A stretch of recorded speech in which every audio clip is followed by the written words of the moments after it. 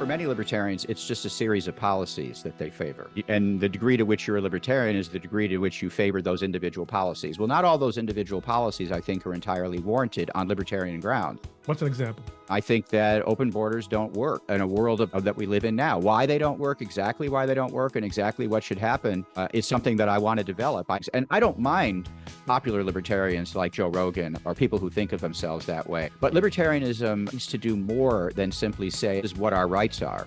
Because I do think that's important. I'm an individual rights person.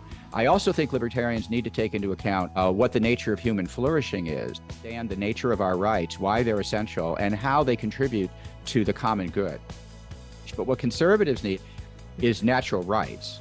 And what libertarians need is natural law.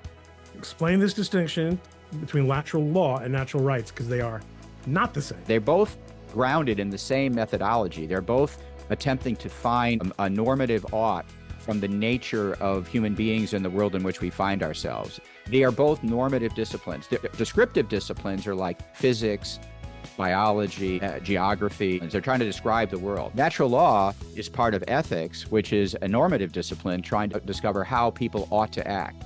So natural law ethics is the subject of how people ought to live their life. Another way of putting it, if you're an Aristotelian, is to pursue the good life and to flourish. You have to understand what the nature of human beings are to figure out what's good for them, just as you have to understand what the nature of an acorn is, which is to grow into an oak tree, to know what's good for an acorn, sun and nourishment and water.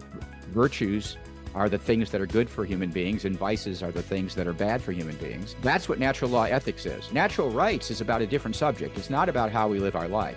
It's about how society should be structured to allow people to pursue the good life. So natural rights define the boundaries within which each of us should be free to pursue the good life, to follow the natural law.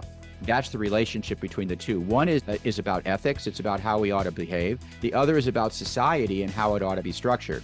Now, libertarians have confined themselves to the second of these questions, the political question, which is separable. You can separate it for purposes of analysis, and we should, but it's not disconnected entirely from the first of these things, which is what libertarians have eschewed over the years. That's the model that has basically been received by what you're calling the libertarian bros.